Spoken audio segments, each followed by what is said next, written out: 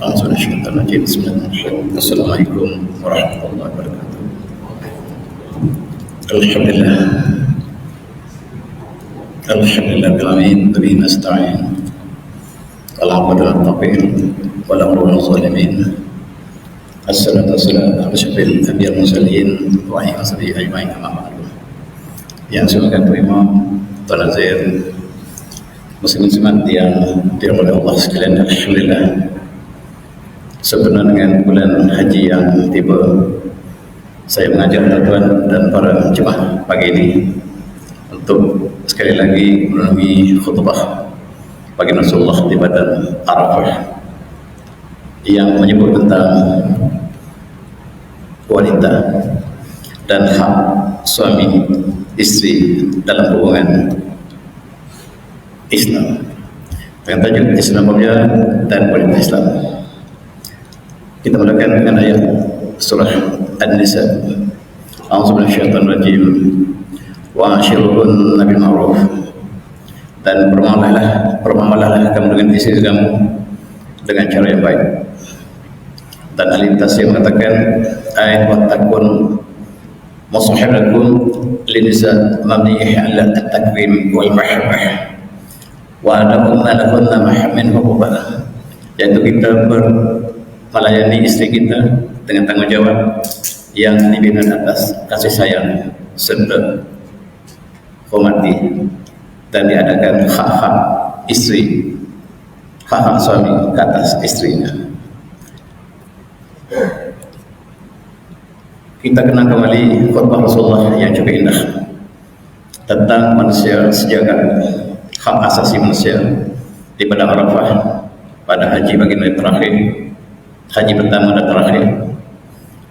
Rasulullah berkhutbah seperti berikut: ya ayuhan nas, ala inna rabbakum wahidah wa inna abakum wahidah. Wahai manusia sekalian, ketahuilah bahwa Tuhan kamu hanya satu dan ayah kamu ayah yang satu. Ala lafadhat li'amiyyin ala ajamiyyin. Tidak ada, ketahuilah tidak ada kelebihan orang Arab ke atas orang Arab. Wala li'ajamiyyin ala arabiyyin. Tidak ada kelebihan orang Arab ke atas orang Arab. Wala ahmaru ala aswada. Tidak ada kelebihan orang kulit merah ke atas orang kulit hitam. Wala aswada ala ahmaru. Tidak ada kelebihan orang kulit hitam ke atas orang kulit merah. Illa bitaqwa, kecuali yang membedakan kita adalah takwa. Apakah saya telah sampai pada tempat sekian? Rasulullah tanya kepada para sahabat di depan di Padang Arafah. Apakah saya telah sampai kepada tempat sekian? Qalu, para sahabat menjawab, bala. Para sahabat menjawab, bala Rasulullah, kami saksikan Rasulullah telah sampai kepada kami. Kemudian Rasulullah bertanya, ayu yamin hadza, ini hari apa? Qalu, mereka menjawab, yaumul haram, ini hari haram, hari 9 Zulhijjah. Semua qala, kemudian Rasulullah bertanya lagi, ayu syahrin hadza, ini bulan apa? Maka mereka menjawab, syahrul haram, ini adalah bulan haram. Qala, Rasulullah bertanya lagi dan berkata lagi, fa innallah qad harama bainakum dima'akum wa amlakum. Dan sesungguhnya Allah mengharamkan daripada kamu menceroboh darah dan harta kamu. Dan tentuan inilah pengisytiharan manusia sejagat, hak asasi manusia, darah dan harta. Dan darah dan harta inilah yang diceroboh di Palestina ini. Sedangkan Islam memberikan hak bahwa fa innallaha qad harama bainakum dima'akum wa amlakum. Allah telah mengharamkan untuk diceroboh darah dan harta kamu. Wala, Rasulullah berkata lagi, wala adri, saya tak tahu. Au amradakum, saya tak tahu apakah saya telah sempurna sampai pada tempat sekalian. Aula, ataupun saya masih belum sampai pada tempat. Hormati yamikum hadza, fi syarikum hadza, fi balikum hadza. Apakah saya telah sampai pada Tuhan di bulan yang mulia ini, di hari yang mulia ini, di tempat yang mulia ini, di tempat yang haram ini? Qalu, maka mereka menjawab, bala Rasulullah, kami saksikan bahwa Rasulullah telah sampaikan segala-galanya kepada kami.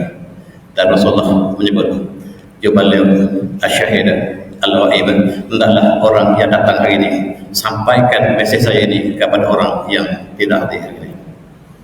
Pesan ini bersama-sama. Orang yang hadir berpesan pada yang tidak hadir, kemudian berpesan-pesan siapa kita bagi ini, kita sambung lagi pesan yang sama.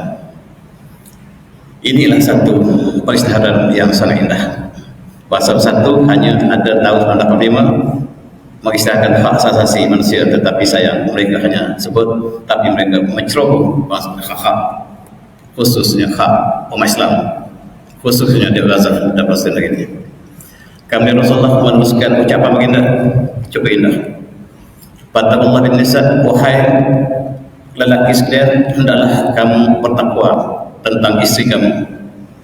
Fa innakum akhadtumuhunna bi amatillah, kamu mengambil istri kamu dengan amanah Allah. Wastahlattum fujurakum bi kamalillah, dan mereka halal pada kamu dengan kalimat Allah.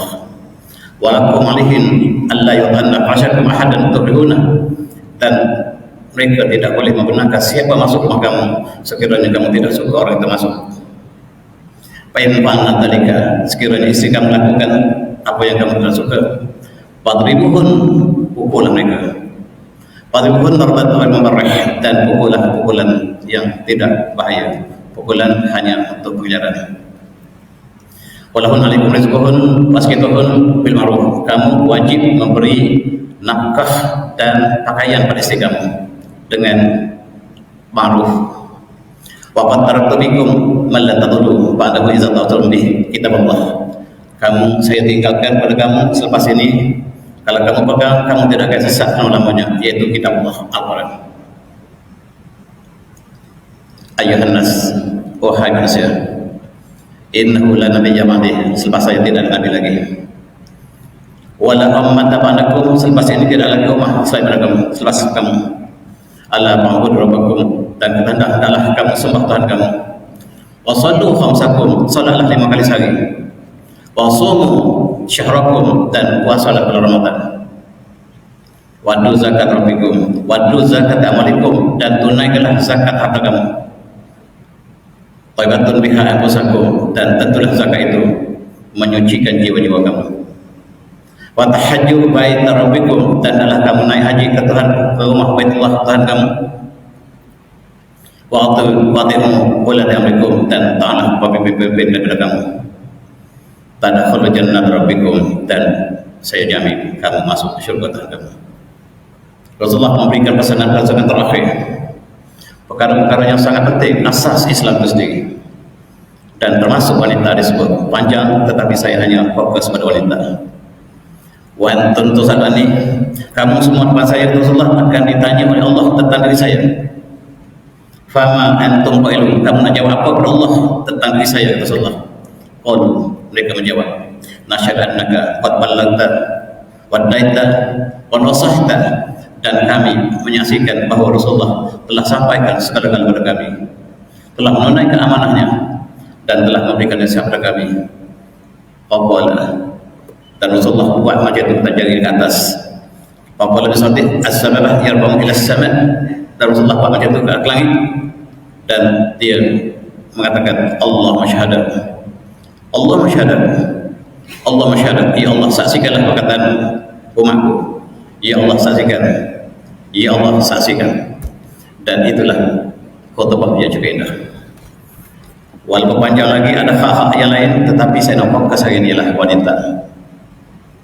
Tuan-tuan sekalian, dalam satu hadis Rasulullah menyebut dunia mata, wa khairu matad dunya armatus salihah. Dunia ialah kesenangan, perhiasan, dan sebaik-baik perhiasan dunia ialah istri yang salihah. Dunia ialah kesenangan mata, wa khairu matad dunya armatus salihah. Istri yang salihah ialah sebaik-baik perhiasan dunia. Tuan-tuan yang dapat istri salihah, itu syurga dunia, sebahagian syurga dunia, dan sekiranya sebaliknya maka bermulalah neraka dunia.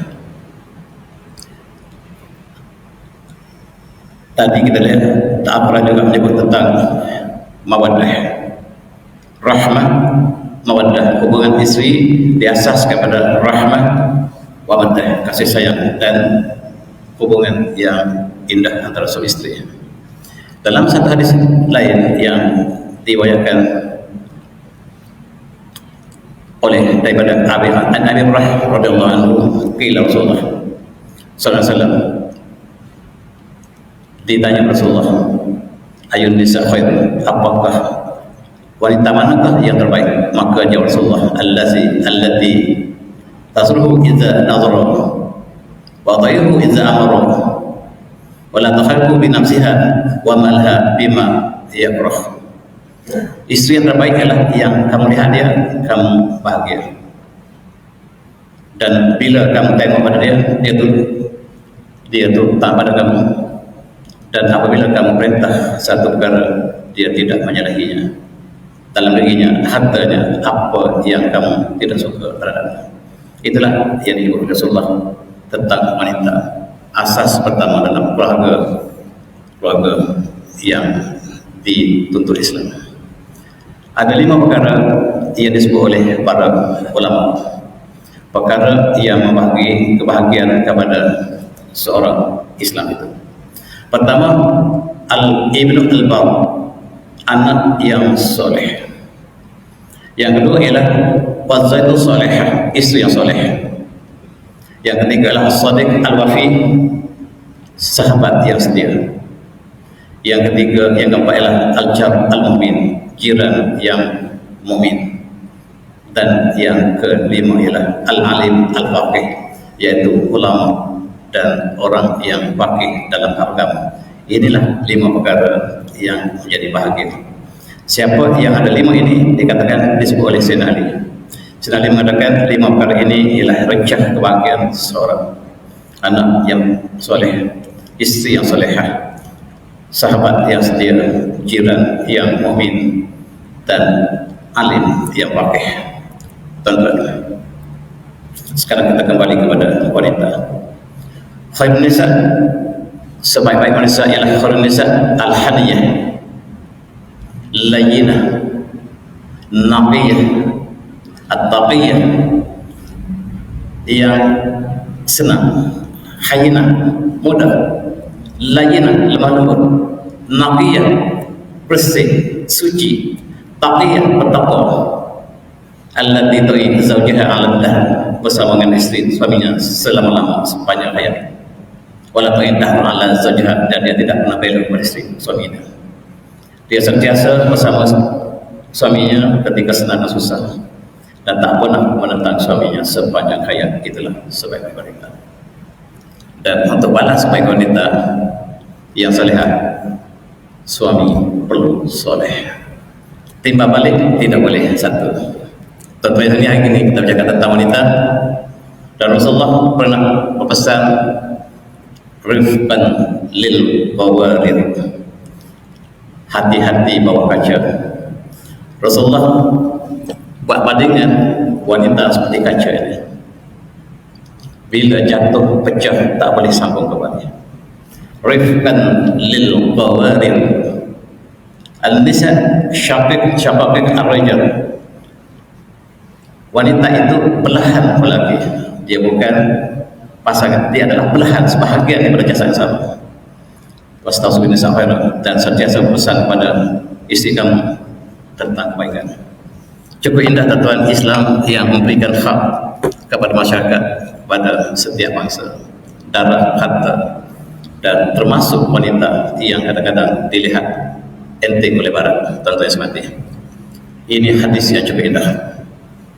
Hadis yang diriwayatkan oleh Imam Tirmizi, yang diriwayatkan oleh daripada Abi Sa'id Al-Khudri radhiyallahu anhu, bahwa Rasulullah sallallahu alaihi wasallam, man kalahu salatu banatin aw salatu akhawatin aw bintani aw ukhtani fahsana sahihatakun wa tawbihin falul jannah. Subhanallah.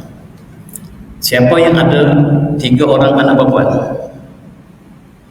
atau 3 orang adik perempuan yang dia jaga, atau dia ada 2 orang anak perempuan atau 2 orang adik yang dia jaga, adik perempuan, dia berikan pendidikan, dia bermalah dengan baik dan bertakwa kepada Allah, dan saya jamin syurga Rasulullah.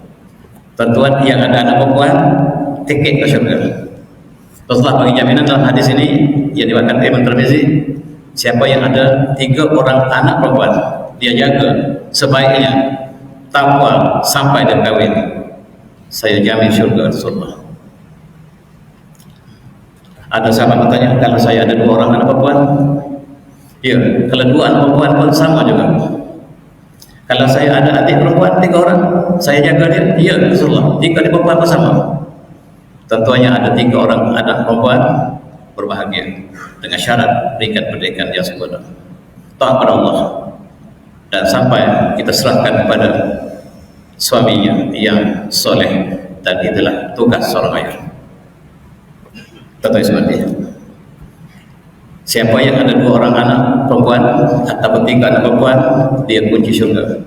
Selain pada ibu ayah kita, maka anak perempuan ialah amanah Allah yang sangat besar, sehingga Rasulullah gantikan dengan syurga sekiranya kita sempurnakan pendidikan kita.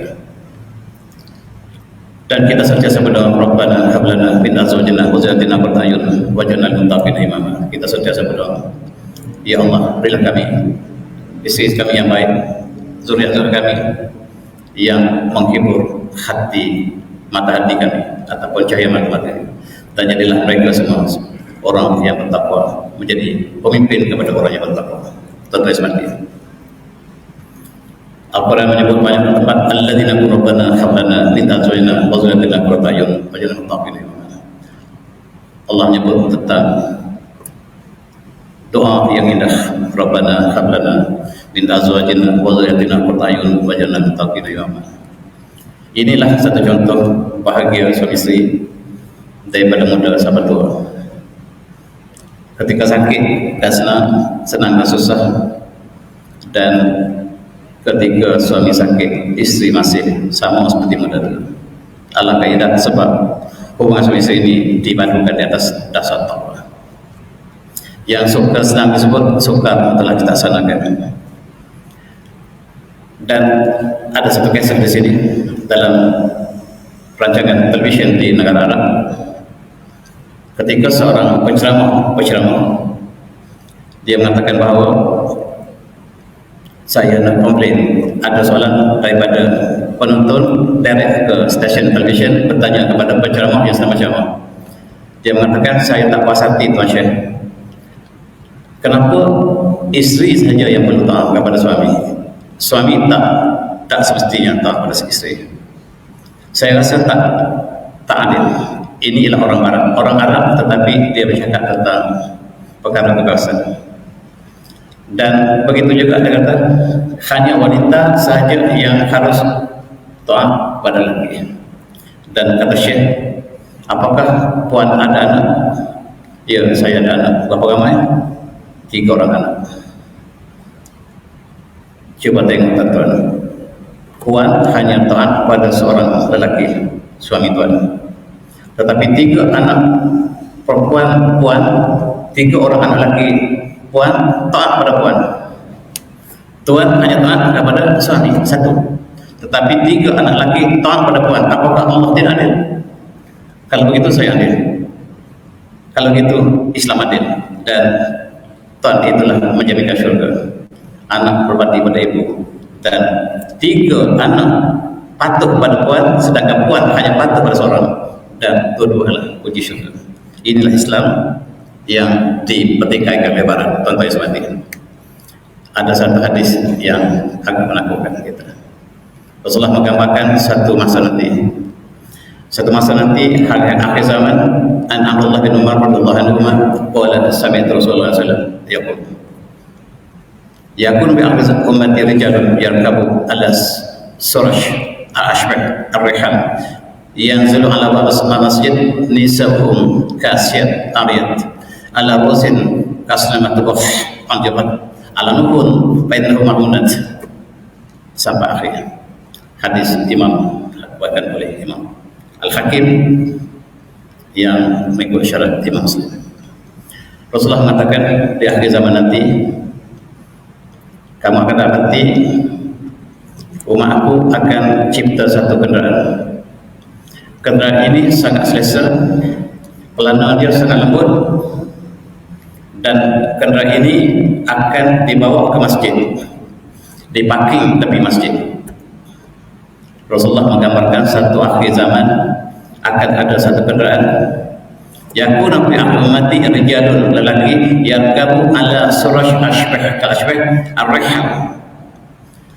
Dia nak pergi ke masjid naik kenderaan yang sangat selesa.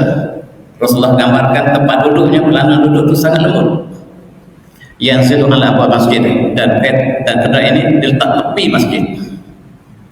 Apakah kenderaan itu? Barangkali kereta sekarang. Saya bawa parking tepi masjid. Rasulullah mengatakan akhir zaman bila ada kenderaan yang sangat lembut, orang bawa pergi masjid, letak pergi masjid, itu tanda akhir zaman. Tetapi ada satu perkara yang Rasulullah ingatkan kita.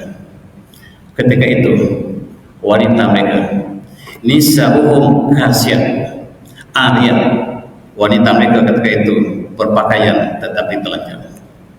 Ketika teknologi kenderaan yang sangat lembut tadi dicipta oleh manusia, ketika itu wanita mereka menentang agama. Mereka memakai pakaian yang berpakaian khasiat, pakaian ariyat tetapi telanjang, maksudnya tidak memenuhi syarat pemakaian Islam.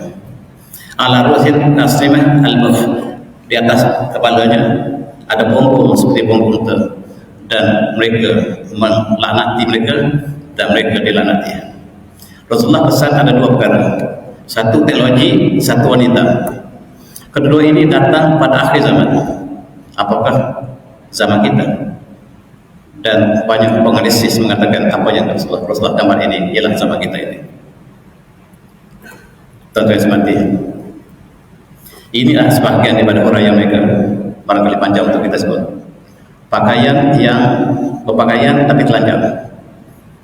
Dan panjang lagi hadis tadi untuk menggambarkan suasana apabila teknologi telah diciptakan, maka wanita berubah sebagaimana yang disebut dalam hadis tadi, bukan lagi sebagai wanita muslimat yang wujud ketika zaman Rasulullah SAW. Tentu ada. Barangkali apa yang disebutkan tadi adalah saya penuh fi akhir umat hadza umat rijalun yarkabu ala ma'asid hatta yatu abwa masairihim, dan ada kendaraan yang akan diciptakan yang sangat selesa sampai tepi masjid dan mereka masuk masjid, tetapi sayang masa itu wanita mereka berpakaian yang ketat dan tidak untuk orang barangkali. Dalam hadis yang lain Rasulullah menyebut ma taraktu ba'di binatan awtaru ala rijal min nisa, muttafaqun alaih. Tidak ada satu fitnah yang lebih berat selepas saya ini, kata Rasulullah, ke atas lelaki kecuali wanita. Wanita ialah fitnah terbesar ke atas lelaki selepas saya, kata Rasulullah. Dan inilah ketetapan saya dan orang-orang kita renungi antara khutbah terakhir Rasulullah yang berpesan tentang wanita, istausu bin nisa, pesanlah baik-baik pada wanita kamu. Dan Rasulullah berkali-kali menyebut tentang ini.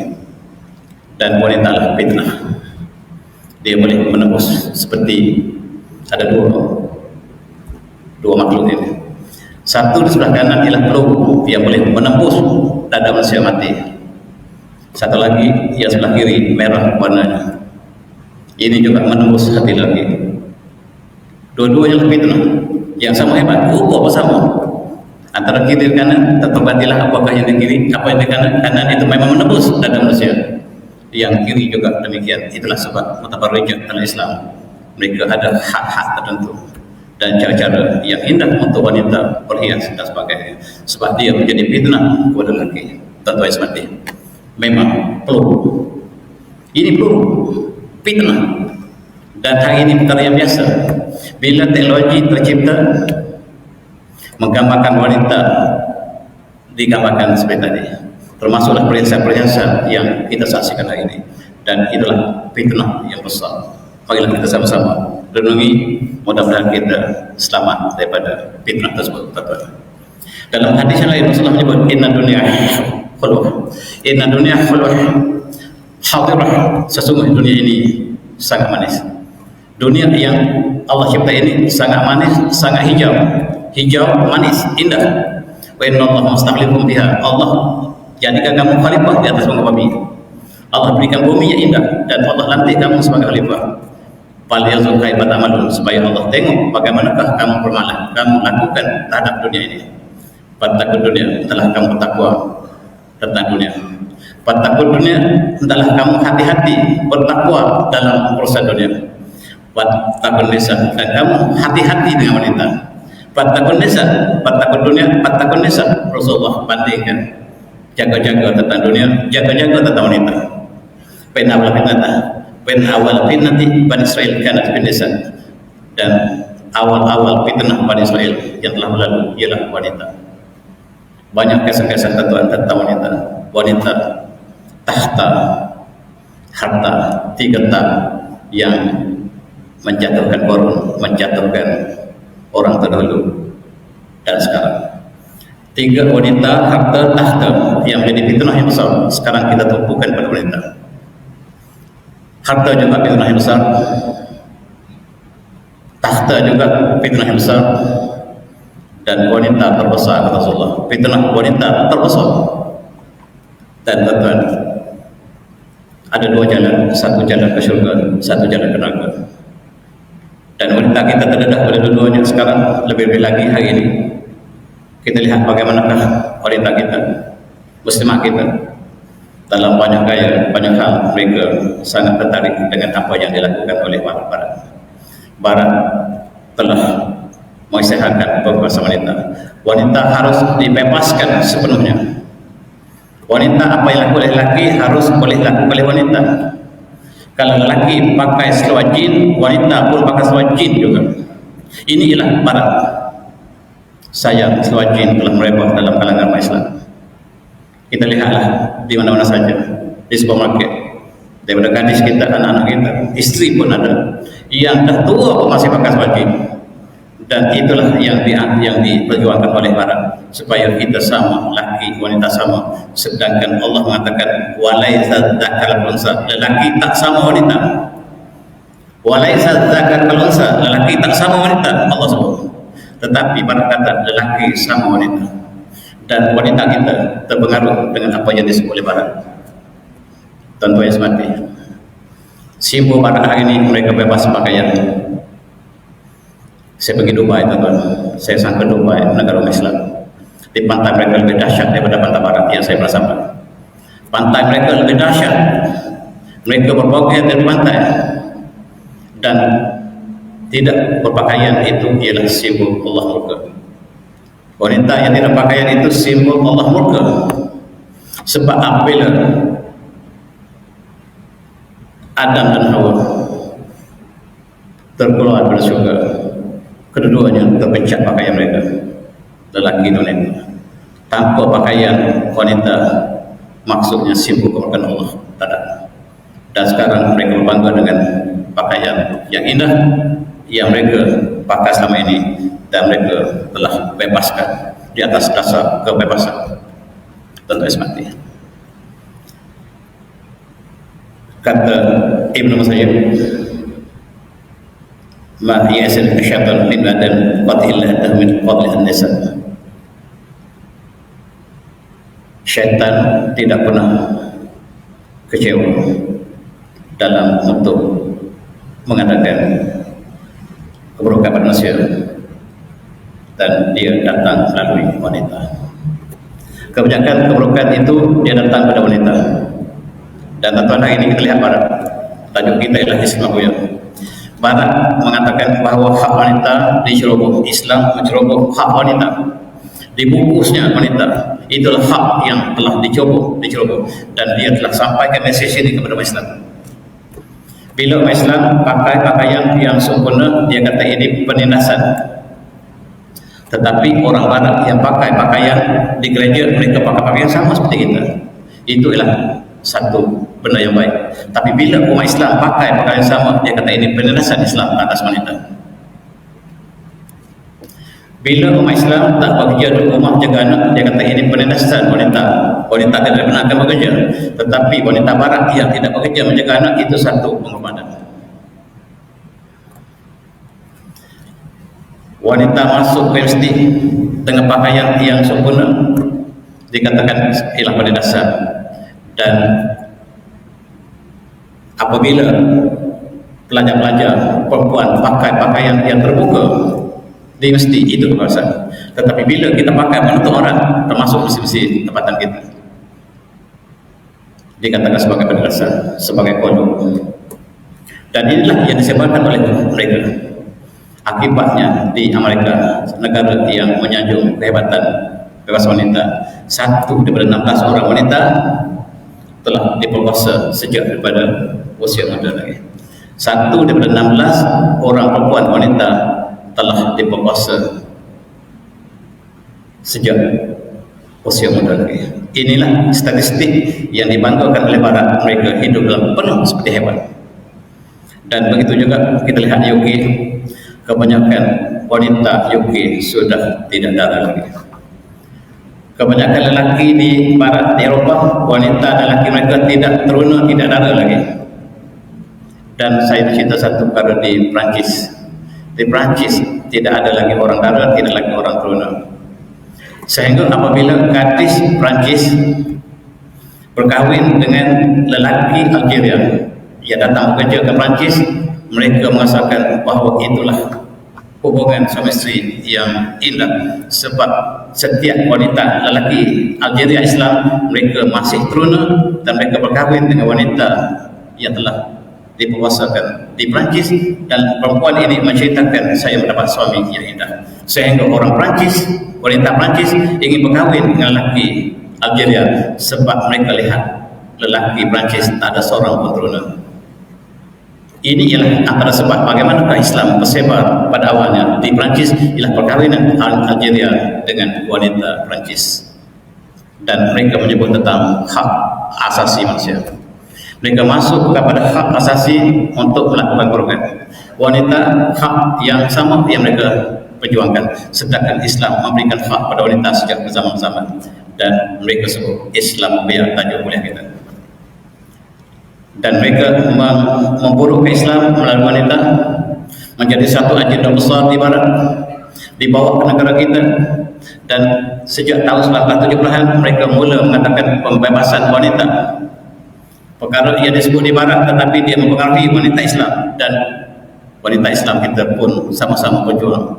Kita ada wakil bangsa bersatu kuasa wanita untuk manusia lelaki perempuan bebas melakukan apa saja.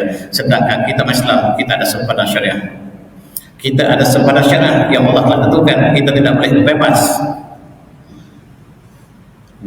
di dalam syariah, tetapi bukan bebas di luar sempadan. Di sekolah diajar berfikir di luar kotak. Setiap sekolah ajar berfikir di luar kotak. Islam ada sempadan, tak boleh keluar daripada sempadan. Sempadan itu kita bagi syariah. Syariah ini menentukan kita sempadan yang kita boleh pergi. Tetapi setiap sekolah mengajar berfikir luar pagar. Dan akhirnya kebebasan yang diperjuangkan di barat, tuan-tuan. Ada lelaki ingin bersalam dengan wanita muslimah kita. Muslimah hanya letak tangan di dada, dia ucap, inilah Islam. Islam sangat mudah, bila nak bersalam pun tak boleh. Kenapa kamu kolok sangat? Kata wanita tersebut, tuan daripada England, siapakah yang boleh bersalam dengan permaisuri Queen Elizabeth dulu? Dengan Queen hanya ada 7 orang yang boleh bersalam. Ada 7 kategori sahaja orang yang boleh bersalam dengan Queen. Tidak semua orang boleh bersalam dengan Queen. Queen setiap kali dia keluar dia pakai sarung tangan. Dan cara dia lapat tangan pun, tangan tak gerak tapi hanya ujung tangan bergerak. Itu ialah etika mereka. Tidak ada orang boleh bersalam dengan Queen, tidak. Ya, kami wanita Islam seperti Queen anda. Kami wanita Islam seperti Queen anda. Hanya yang dapat kawan, yang dapat bersalam dengan kami hanyalah 12 atau 11 kategori. Ayah kami, adik kami, suami kami, pakcik kami, dan golongan-golongan yang Allah muhrim, dia sebutkan sebagai muhrim. Kami seperti permaisuri seperti Queen anda, dan anda perlekehkan kami, sedangkan Queen anda tidak ada orang boleh bersalam. Kami juga demikian, lebih mulia sebab yang dapat bersalam kami hanyalah 12 ataupun 11 kategori. Inilah bagaimana barat coba mempengaruhi kita. Dan kita lihat Barat mengatakan kebebasan.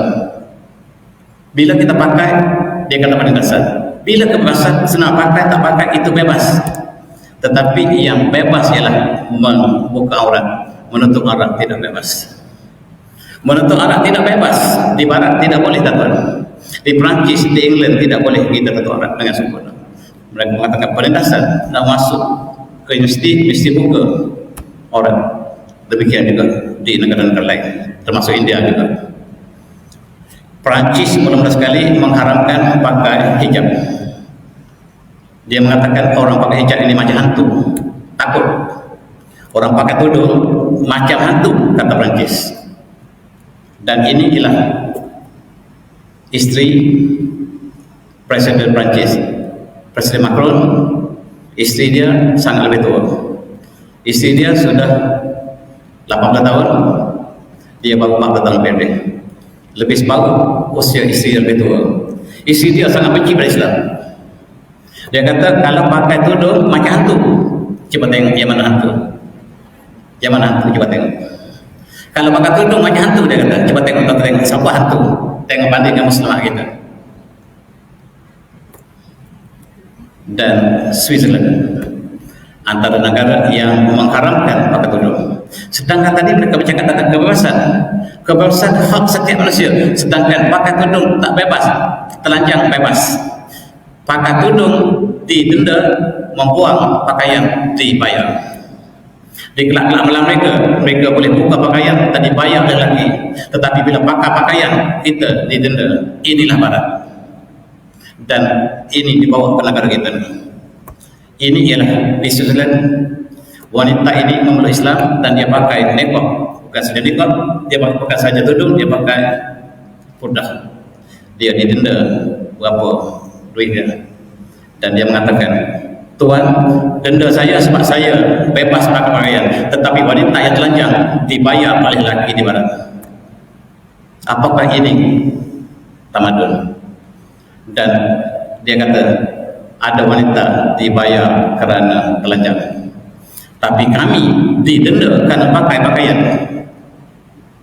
Di England, tuan-tuan, Perdana Menteri dia nama Boris Johnson. Boris Johnson ini asalnya orang Islam. Dia orang Turki, murtad jadi Perdana Menteri British, dan dia adalah menentang Islam. Namanya Boris Johnson. Sekarang orang lain. Satu masa dulu namanya Boris Johnson, orang Turki, orang Islam asalnya. Dia murtad. Dia larang orang pakai purdah. Dia kata pakai purdah macam perompak bank. Siapa pakai purdah didenda di England satu masa dulu. Tiba-tiba datang COVID, semua kena pakai. Bila datang COVID, siapa tak pakai kena denda. Kata wanita tadi, saat dulu saya didenda sebab saya pakai ini, sekarang saya orang tak pakai kena denda. Maksudnya undang-undang anda tidak konsisten. Sekali denda pakai, sekali denda tak pakai. Yang mana betul? Islam sentiasa kekal dalam konteks ini. Dalam konteks ini kita lihat di Sweden, negara yang menentang Islam, mereka melarang siapa yang pakai hijab didenda dengan begitu kuat sekali. Bahkan di India, kerajaan India masuk college tidak boleh pakai tudung lagi. Sedangkan mereka juga bercakap tentang kebebasan. Kebebasan manusia. Kebebasan yang mereka takrifkan, tiba-tiba apabila orang Islam ingin berpakaian mengikut syariat kita dilarang. Kalau ada di Indonesia lagi dahsyat. Saya dipahamkan ada tempat-tempat yang tertentu, ada syarikat-syarikat yang tidak membenarkan wanita kita Muslim untuk menyempurnakan pakaian syariat mereka. Kita negara Islam, tetapi kita juga seperti Barat. Dan lebih malang kalau dia berlaku di negara Islam sendiri. Tuan-tuan, kita lihat di bumi Al-Haramain, Makkah, Madinah, di Saudi pun upacara peraturan yang sama telah juga ditetapkan. Wanita yang masuk college tertentu tidak dibenarkan pakai yang asal lagi. Pakai menutup aurat telah dilarang satu masa dulu. Kemudian diangkat balik, saya tak pasti, tetapi itulah satu peraturan yang mendapatkan kita di negara Rasulullah. Dan tuan-tuan, Saudi sekarang ingin membebaskan wanita mereka. Ya, selama ini kita tak pernah lihat wajah wanita Barat Arab Saudi. Mereka ditutup sejak zaman Rasulullah sampai sekarang, lebih lagi akhir ini. Sekarang mereka ingin bebaskan wanita mereka. Kalau kita pergi ke naik haji sebelum ini, kita pergi Masjidil Haram, ada polis wanita tetapi dia hanya menjaga pintu wanita. Tapi tidak sekarang. Kawan kita yang pergi jemaah, pegawai masjid lelaki dan wanita. Sebelum ini wanita untuk wanita, lelaki untuk lelaki. Tetapi sekarang wanita lelaki untuk lelaki dan wanita. Supaya kita bebaskan wanita. Inilah pengaruh barat di Al-Haramain. Di Masjid Nabawi juga, jangan terperanjat. Kita lihat pengawal-pengawal yang berkeliaran dalam masjid ialah wanita. Tuan-tuan yang bagi akhir ini dapat merasakan perubahan yang sangat antara ini disebabkan mereka telah dipengaruhi oleh pejuang wanita. Wanita harus diberikan hak yang sama. Tuan-tuan semati, lebih menakutkan. Saudi mula memasuki pertandingan Miss Universe tahun ini. Bulan 6 ini ada satu upacara Miss Universe pertama kali. Pertama kali wanita Arab Saudi buka pakaian sepenuhnya dan bawa bendera La ilaha illallah, sebab La ilaha illallah Muhammad Rasulullah ini ialah bendera Saudi. Dan tuan-tuan, inilah perkara yang kita lihat, dia sudah masuk ke bumi Rasulullah. Dan apa yang berlaku di bumi Arab lebih daripada apa yang kita gambar di sini. Dan mereka sudah ada dewan-dewan yang membuka panggung-panggung wayang gambar, panggung-panggung wayang di seluruh Saudi. Di Riyadh telah dibuka. Dan mereka telah membuat filem pertama, filem 18+. Buat pertama kali Kerajaan Saudi membuat filem yang ditonton oleh dewasa saja. Baru dirilis tahun bulan lepas. Nama filem ini ialah Akhir Sahrat Tariq Rum. Akhir Sahrat Tariq Rum, yang menjadi perbincangan hebat di dunia ini, dunia Islam maksud saya. Orang Malaysia tak bincang pun. Filem Akhir Sahrat Tariq Rum. Rum itu maksudnya Riyadh.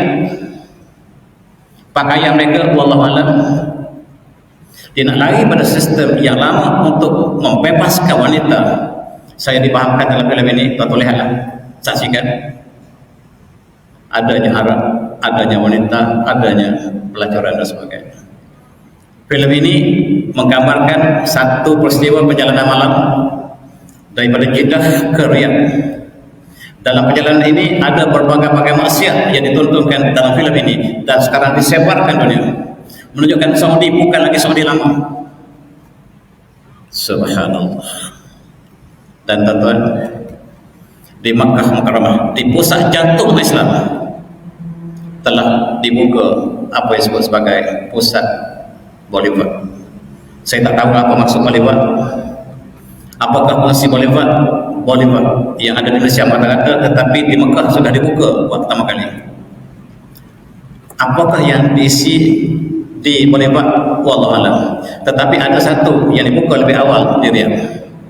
Ini kedua di Mekah, pertama di Riyadh ialah maksiat. Di Riyadh bila buka Bollywood, mereka adakan berbagai-bagai maksiat, termasuk judi. Tetapi apakah yang di Mekah tidak berlaku demikian, wallahu alam. Tapi Bollywood yang sama dibuka di Mekah, Makkahul Mukarramah. Dan para jemaah yang begitu ini barangkali menyaksikan apa yang disebutkan ini. Dan seperti biasa, di depan Masjid Haram, di sebelah Masjid Nabawi, restoran-restoran Yahudi masih berkeliaran, Starbucks masih penuh, McDonald di Masjid Haram masih penuh.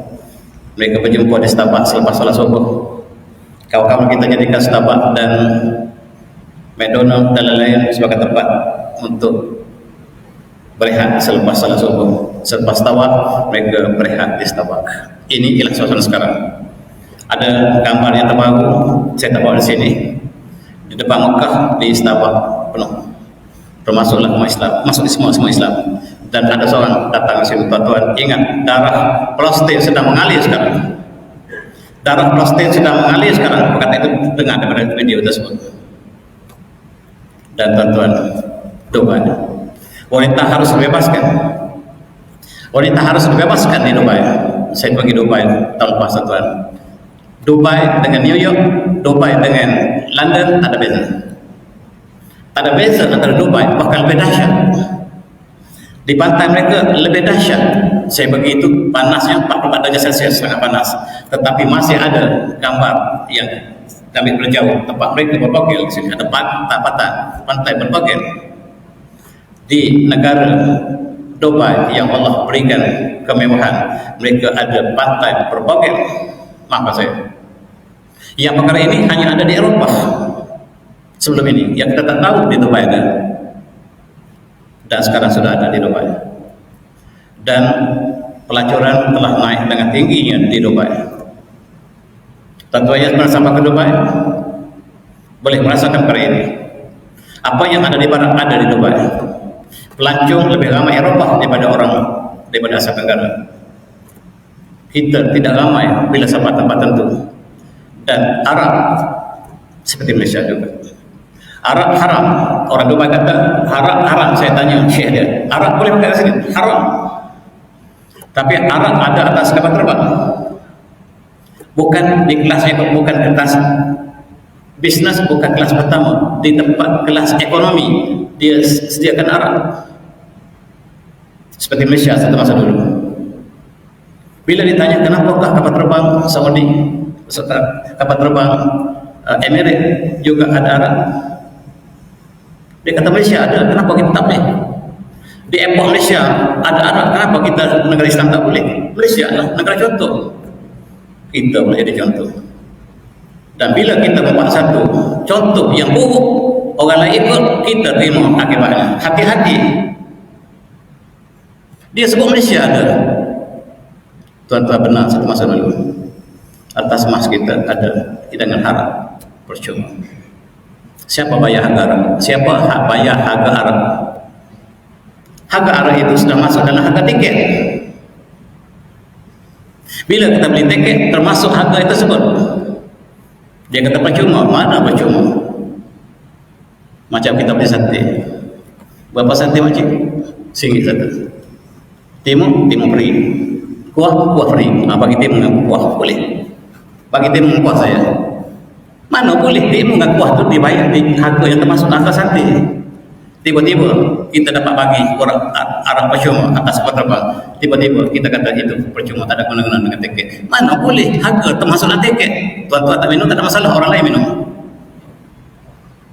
Kita jadi contoh. Siapa yang buat contoh yang buruk diikuti orang lain, semua dosa akan kita tanggung. Termasuk dosa kita dan dosa orang lain.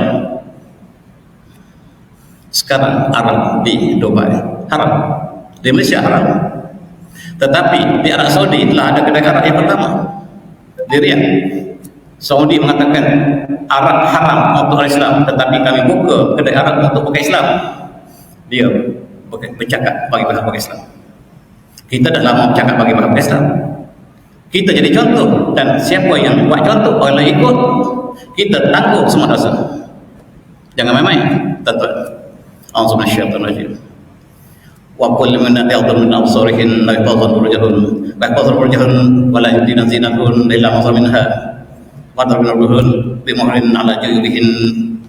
Dan katalah pada mukmin orang Islam, wanita Islam kamu, tundukkanlah pandangan mereka dan jagalah kemaluan mereka, dan jangan perlihatkan perhiasan mereka kecuali apa yang biasa, dan labuhkanlah tudung mereka ke atas dada mereka. Ini surah An-Nur yang merupakan surah yang harus kita ajar pada setiap anak perempuan kita. Dan hari hijab 1 Februari setiap tahun hari hijab, dan fantastik. Dia adalah disiarkan sebagai hari wanita, hari ibu, hari ayah. Hari hijab telah disiarkan sebagai satu hari dunia. Kesannya sangat besar. Barangkali bukan negara kita, negara bukan Arab, negara bukan Islam, ada kempen mereka pergi ke supermarket bawa tudung dan bergambar. Siapa nak cuba pakai hijab, pakai tudung dan pakai bergambar, selesai. Tetapi bila mereka pakai, mereka rasa sesuatu. Bila mereka pakai, mereka rasa sesuatu yang indah. Sebab mereka sentiasa bebas, sebebas-bebasnya. Tiba-tiba bila mereka kenakan pakaian yang sopan seperti ini, mereka rasakan sesuatu. Ini gambar wanita di Moscow. Dia ada kempen pakai hijab, dia bukan Muslim. Setiap tahun 1 Februari mereka ada kempen pakai hijab, walaupun bukan Islam. Kita harus lakukan ini negara kita. Kita ambil mudah sebab kita negara Islam barangkali, tetapi tidak semudah itu. Dan ini wanita Rusia. Wanita Rusia merasakan mereka indah kalau pakai pakaian Islam. Tengok tuan betapa. Barangkali mereka Muslim, barangkali mereka bukan Muslim, tetapi mereka ada satu persembahan budaya. Budaya Rusia yang asal. Rupa-rupanya Rusia yang asal ini di bawah pengaruh Islam satu masa dulu. Barangkali Siberia, nama asalnya Sobaria. Moskow, nama asalnya Miskon, Kasturi. Barangkali. Dan budaya yang awal ini dipamer kembali, pakaian-pakaian mereka yang indah, pakaian yang dulu-dulu, dan mereka kembali memakai tudung, memakai hijab. Dan alangkah indahnya. Dan bila lepas mereka pakai, mereka bergambar, mereka rasakan diri mereka ada satu kekuatan, strength, honor, and respect. Tuan-tuan, ini gambar di Rusia. Pejabat mereka pakai tudung bukan kerana mereka Muslim, sebab mereka cuba pakai yang baru. Mereka dah lama tak ada pakaian. Musim panas mereka keluar pokok pakaian, tapi sekarang mereka rasa bila pakai pakaian indah, mereka bergambar, kemudian mereka buka balik. Tetapi Allah beri hidayah sebahagian kepada mereka. Ini kempen yang sedang berlaku. Hari Hijab Dunia menjadi satu peristiwa besar setiap tahun. Dan ada satu kumpulan di Malaysia, nama kumpulan wanita Salimah. Saya tahu sebab mereka jemput saya. Tahun lepas dia satu perhimpunan semua wanita. Saya seorang lelaki. Saya masuk dewan itu semua wanita. Cakap pasal tudung, saya baca.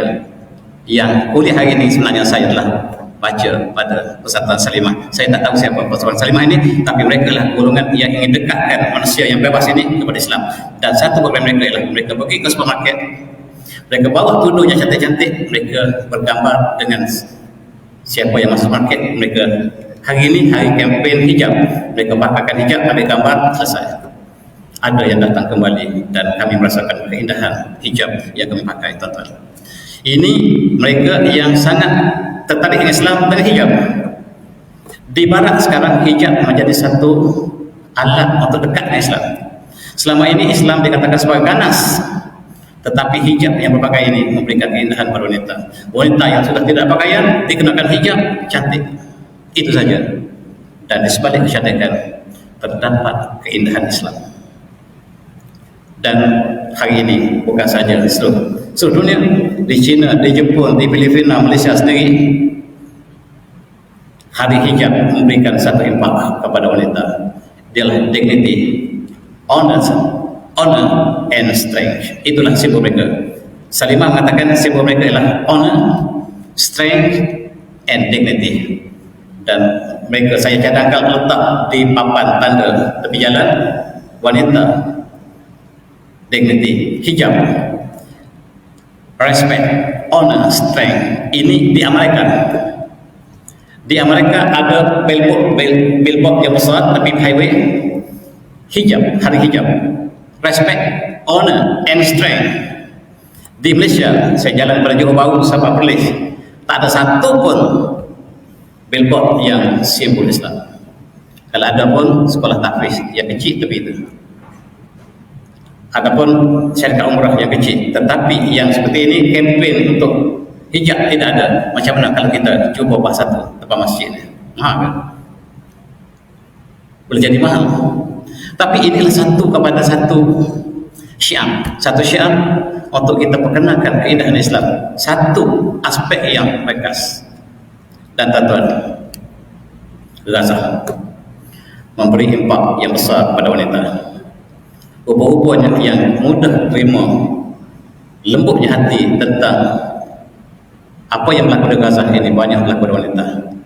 Dan ada satu rancangan ini, dia menceritakan bagaimanakah Gaza brings Americans to Islam. Bagaimanakah peristiwa di Gaza yang mereka dapat saksikan, bagaimanakah Barat ataupun Israel melakukan kezaliman atas Islam, memberikan mereka Islam.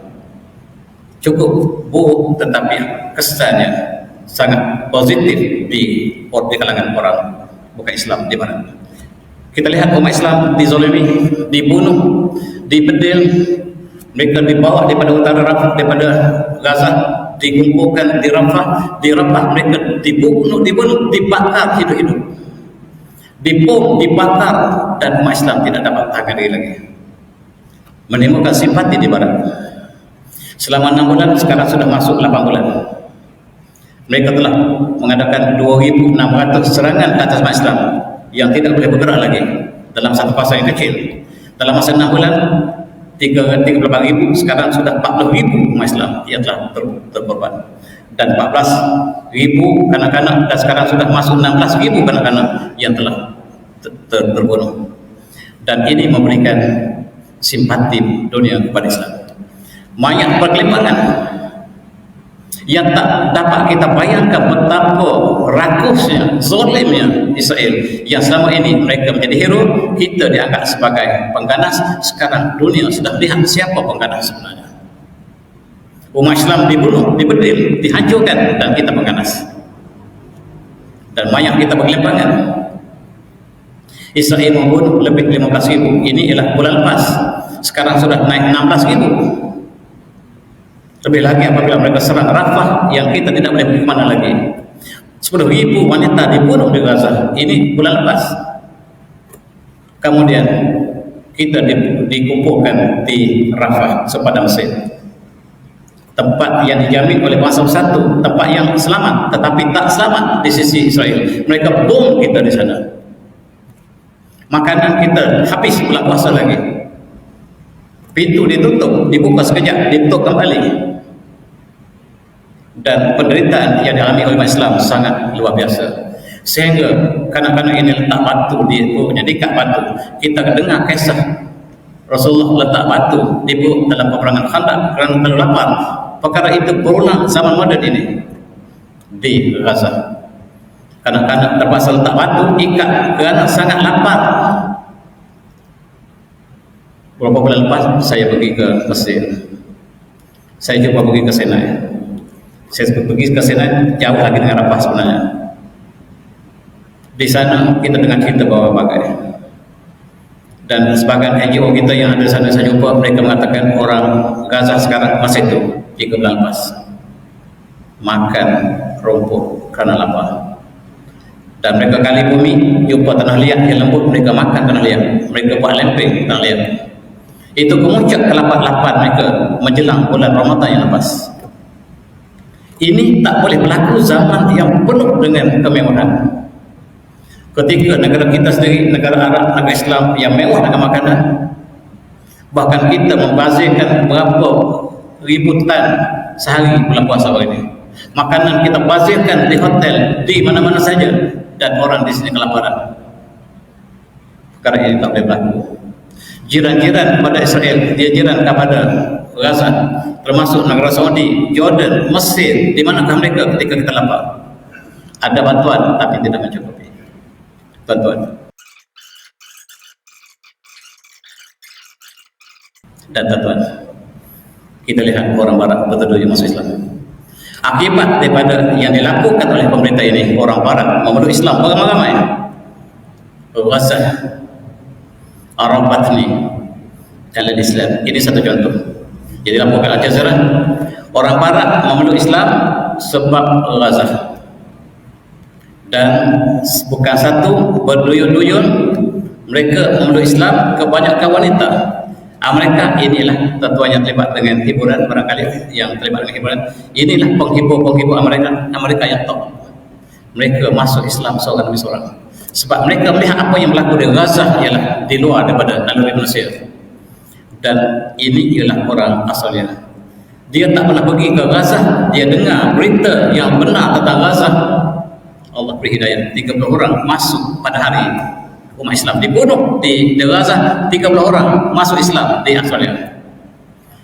Kita tapi kita boleh lagi.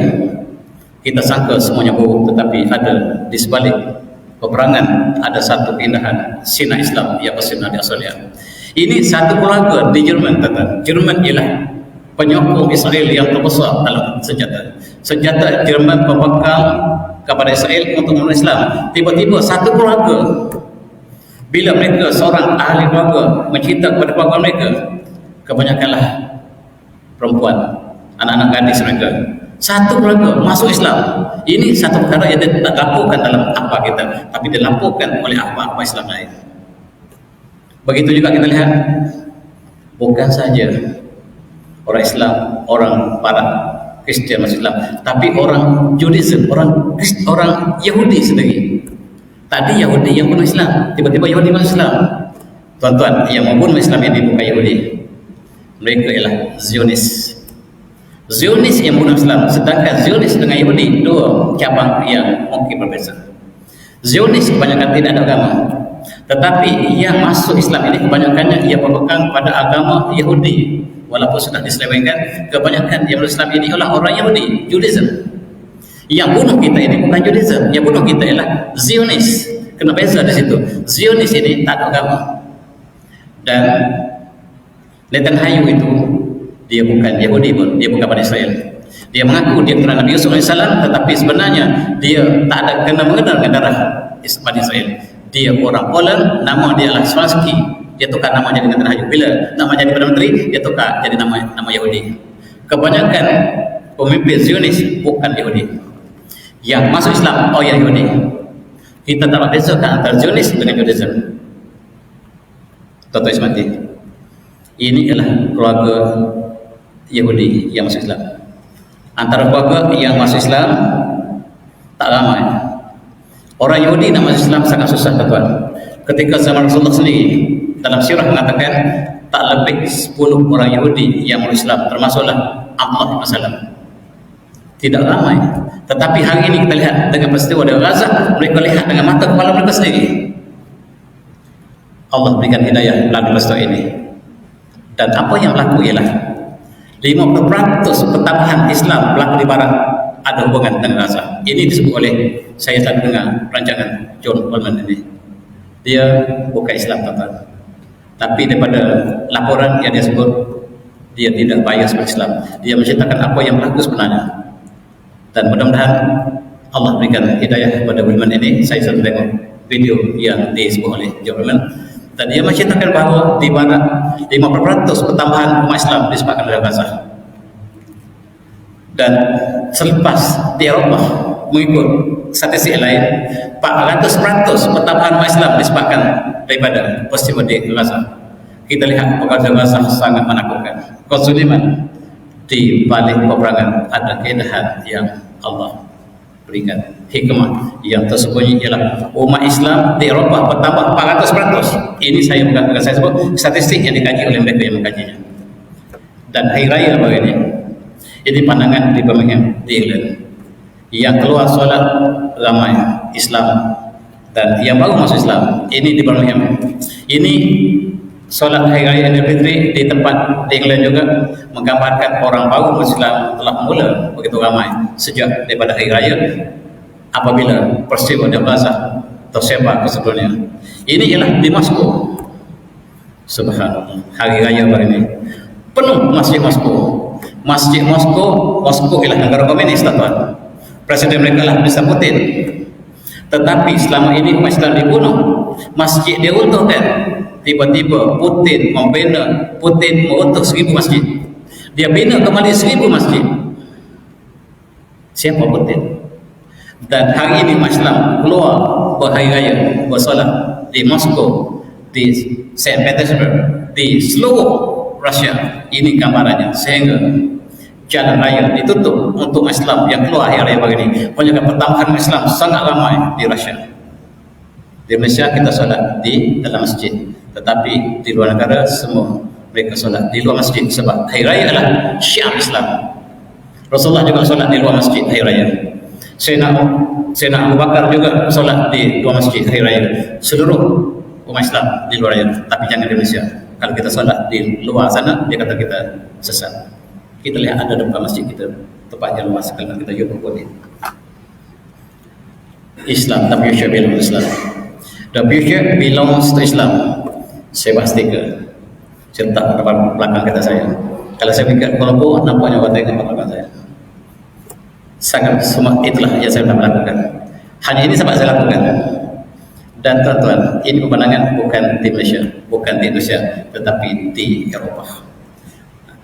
Pemuda-pemuda, budak-budak kanak-kanak mereka salat bersujud di mana saja mereka sampai. Mereka berkala bila sampai waktu zuhur mereka salat berjemaah. Ini bukan di Malaysia, bukan di Indonesia, bukan negara Arab, tetapi negara Switzerland. Di Switzerland anak-anak mereka salat, mereka jaga salat tuan. Sebab mereka baru menerima Islam, sangat manis Islam. Orang di Asia Tenggara, orang Malaysia, Indonesia, Islam kita sudah 500 tahun. Kita tak rasa lagi keindahan Islam. Kita rasa Islam membebankan kita. Pemuda kita merasakan Islam terbeban. Allah ganti dengan pemuda yang baru di Switzerland, yang baru di Sweden, yang di baru Poland, baru di Rusia. Allah gantikan dengan pemuda-pemuda. Islam akan menang. Sama ada kita bersama Islam atau kita tidak bersama Islam akan menang. Kita lihat Allah gantikan pemuda-pemuda yang tunas baru, bukan di Malaysia. Di Indonesia statistik yang dikeluarkan setiap tahun 1 juta Islam keluar murtad, wasbillah. Itu statistik, saya tak tahu benar atau tidak. Tetapi sekarang berlumba-lumba orang bukan Islam masuk Islam di Eropah sebab mereka dapat melihat keindahan Islam, mereka dapat rasakan dengan pakai hijab, mereka sudah merasa kedamaian. Apatah lagi bila mereka bersujud meletakkan dahi atas bumi tanpa lapisan, tanpa ada sejadah. Mereka sujud di atas rumput dan ini lebih indah daripada di atas kapek yang indah ini barangkali. Tak semua ini. Dan Allah menjanjikan bahawa Islam akan mengatasi seluruh masalah syaitan rajim. Walladzi arsala rasulahu bil huda wal haqq liyudhhirahu 'ala ad-dini wa billahi syahidan. Dan dia Allah yang mengutuskan rasulnya dengan petunjuk dan agama yang benar. Dan Allah berjanji agama ini liyudhhirahu 'ala ad-dini kullihi. Islam akan mengatasi seluruh agama dunia. Wa billahi syahidan. Dan cukup Allah sebagai saksi. Statistik yang dikeluarkan di barat secara resmi tadi. Penduduk dunia sekarang 6,7 bilion. Penduduk Kristian 2,2 bilion.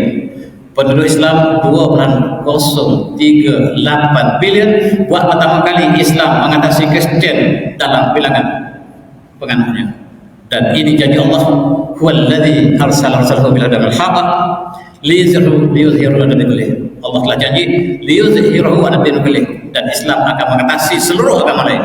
Dan dari segi statistik, buat pertama kali Islam bilangan mengatasi Kristian sebagai agama terbesar dunia. Islam mengalahkan agama terbesar dunia. Janji Allah tetap menang. Islam akan menang. Kita bersama Islam, walhamdulillah, atau kita tidak bersama Islam, Islam akan menang. Itulah prinsip yang Allah telah tetapkan. Dan apa yang kita bincang tadi ialah terkandung dalam ayat surah Al-Baqarah. A'udzu billahi minasyaitonir rajim. Kutiba 'alaikumul qital wa huwa lakum. Diwajib pada kamu peperangan sedangkan kamu benci peperangan tersebut. Wa asa an takrahu syai'an wa huwa lakum. Mungkin apa yang kamu benci satu dia baik untuk kamu. Wa asa an tahibbu syai'an wa huwa syarrun lakum. Mungkin apa yang kamu cinta itu dia buruk pada kamu. Wallahu ya'lamu. Allah mengetahui apa yang berlaku, tapi kamu tidak tahu. Peperangan ialah apa yang kita benci. Kematian adalah apa yang kita benci. Kezaliman adalah yang kita benci. Tetapi di sebalik kebencian tadi, Allah berikan sinar Islam yang bercambah dengan cepatnya di barat, di Amerika, di Rusia. Dan itulah barangkali apa yang kita tahu. Hikmah ilahi sentiasa ada. Dan umat Islam harus mengambil iktibar yang mendalam daripada khutbah bagi Rasulullah sampailah peperangan untuk kita renung bersama dan kita berdoa untuk saudara kita di Palestin. A'udzubillahi minasyaitonir rajim. Allahumma inna nas'aluka bi nuril a'daina wa na'udzubika min syururihim. Allahumma aqdir syamahum wa farriq jamahum wa shaddid kamlatahum wa zalzil aqdamahum wa sallamhum qalban min qalbik ya wahhab ya jabbar ya muntaqim ya Allah ya Allah ya Allah. Allahumma ya manzil kitab wa ya majra sahabat wa ya khatam hazab izhum wa sunahim. Allahumma la taf'al bi ikhwanina muslimin al-mustad'afin fi Palestin. Allahumma kun lahum ma'yinan wa nasiran wa 'ainan wa zuhiran. Allahumma ij'al lahum min kulli ham farjan wa min kulli dhaiqin makhrajan wa min kulli afiyah wa sallallahu alaihi wa sallam Muhammad ta'um biha subhanallah wa hiya biha sallallahu alaihi alhamdulillah bil amin wa billahi taufiq. Assalamualaikum warahmatullahi wabarakatuh. Tasbih sallallahu. Allah Akbar.